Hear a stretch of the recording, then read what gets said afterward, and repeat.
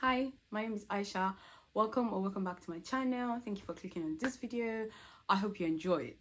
So today's video is just going to be a very short, hopefully short review of this book called Green Dean, What Islam Teaches About Protecting the Planet by Ibrahim Abdul-Matin. So the Green Dean is a collection of practical advice to help any Muslim be more green in their deen. So deen means religion or your faith in Arabic. Green Dean is divided into four major parts.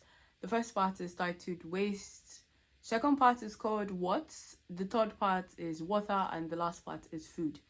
In the foreword that Abdulmatin wrote for this book, he mentioned that yes, while this book does center Islam, he has written this book also in an attempt to help other people of faith to use their faith as an anchor or as a catalyst that would, improve the way that they interact with sustainability and how their actions affect climate change and just the planet in general. So one of the things that I really liked is that Abdulmatin made a disclaimer to say that this book is not an analysis of the Quran, and I'm reading off of because I have a lot of things that are underlined. So yeah, he mentioned that this book is not an analysis of the Quran or hadiths, and the Quran is, the holy book in Islam, and hadiths are a collection of sayings and doings of the Prophet Muhammad sallallahu alaihi wasallam. By putting a disclaimer to say that this is not a tafsir of the Quran or any part of the hadiths that are related to the environment, or more just him sharing some of the practical actions that he has taken over the years to make his own faith more greener, in essence incorporating his faith and belief in God into his relationship with the environment, the way that interacts with the environment, the way that his actions affect the environment, and in essence climate change. One other thing that is specified is that while he's using his experiences, his lived experiences as an American Muslim, he has acknowledged that his point of view is not the solitary source of advice. There are other Muslim worlds, and they interact with the environment differently, and the effects of climate change affects these communities differently. So for example, the earthquakes that we're seeing in Turkey and Syria, the floods that happened in Pakistan a couple of months ago, the floods that were happening in Nigeria, for example.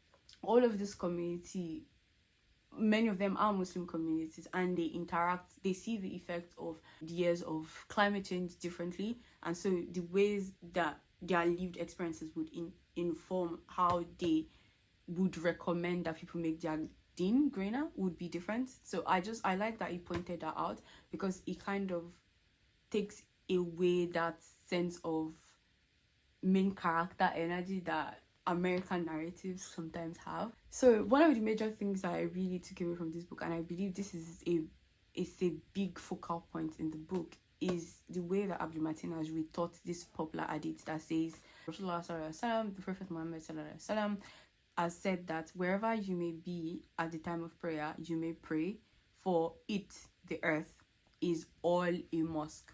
And a mosque is a place that Muslims worship.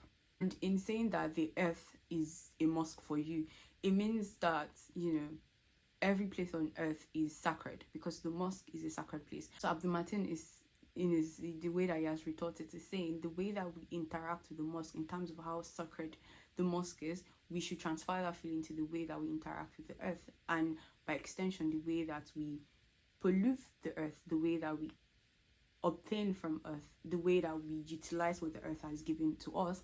By separating this book into the four main parts I mentioned earlier, that kind of covers all of that. So I believe that this is a major focus of the book. I came away from this book learning everything that I've learned, but that really stuck to me because it's just the focal point of this book. So in the chapter that talks about waste, Abdulmatin talks about the problem of overconsumption, how that fits into our religion as Muslims, because overconsumption is not encouraged in Islam. We are encouraged to strike balance in everything that we do, and unfortunately many of us overconsume. We don't see that inherently as something that should be informed by our faith. It's not separate, basically. That's what Abdulmatin has said. Another chapter that is that it covered is titled "The Environmental Movement as a Response to Overconsumption." So what the environmental movement is doing in response to the overconsumption that we're doing, and how Muslims can get involved with that environmental movement. You don't have to rally, you don't have to go for like protest and stuff. You can start that change, you can effect that change within your own self in how you consume things. And then the third and the fourth chapters in that section called Waste is Green Muslims and Green Mosques.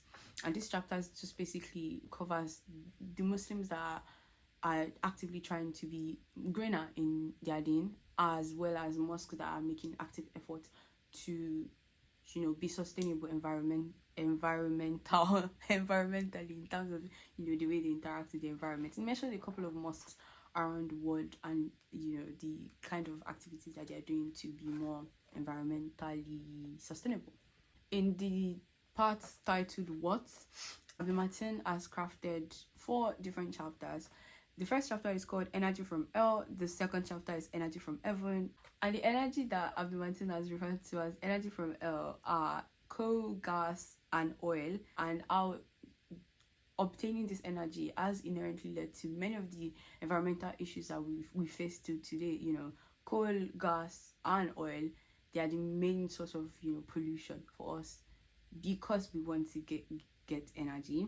And the energy that he has referred to in the chapter called Energy from Heaven are the sun and the wind, which comes from the sky, and they are 2 of the most renewable source of energy that we have today. Other chapter in the part called What includes efficiency and green jobs, where he discusses the potential of, you know, how creating green jobs and a greener economy would help the society transition more into relying on energy sources that are sustainable for the environment. It just covers all of this in basically giving practical advice, and not just for people, but for people who are involved in places where decisions are made. So you can use the information that you get from this book to impact the decisions that you make. I don't want to break down all of the chapters in each of the parts, but I really enjoyed this book again because it encourages not just Muslims but people of all faith to draw on their faith as a source of encouragement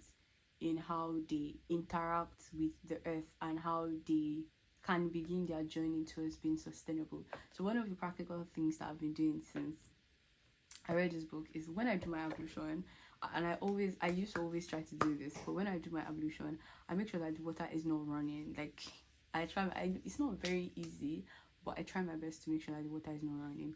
When I was living in Nigeria, practically what we would do is we have like these kettles that you put water in, and there's no how you want to waste water with that kind of kettle. Because of this I feel like it has made me more wasteful in terms of how I waste water when I do my ablution. So I've been trying my best not to allow the water run while I'm doing my ablution.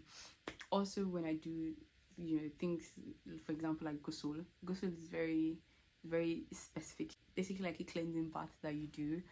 I try my best to not use a lot of water, just to follow in line with that hadith where the Prophet ﷺ, you know, mentioned that you can just use just a bowl of water to do your ghusl. And I do waste water with my ghusl. But yeah, these are some of the sustainable things that I've been trying to do in terms of how I make my deen greener since I've read this book. So I did not just pick up this book by coincidence.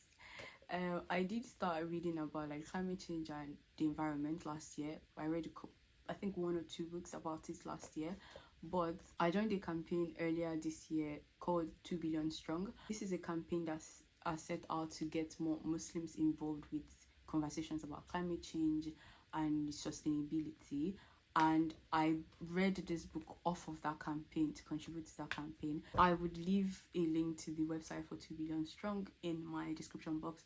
Do check them out, read, you know, some of the infographics that they've shared, and check out their Instagram as well. They shared a lot of interesting information, you know, collaborating with other Muslims around the UK. You don't have to be Muslim to read this book. I think what you would gain from it, if you're not Muslim, you're just a person of faith, you have a very strong connection to your faith. What you would gain from it would be the drive to want to connect your sustainability journey to your source of faith. So it makes it stronger. That's what I think. I really enjoyed this book and I highly recommend it. If you've watched this video up until this point, comment the earth emoji, you know, because it's sustainable. Thank you so much for watching this video. Don't forget to like, share and subscribe, and watch some of my other videos. Leave a comment. I would, you know, like to interact. See you in my next video. Bye.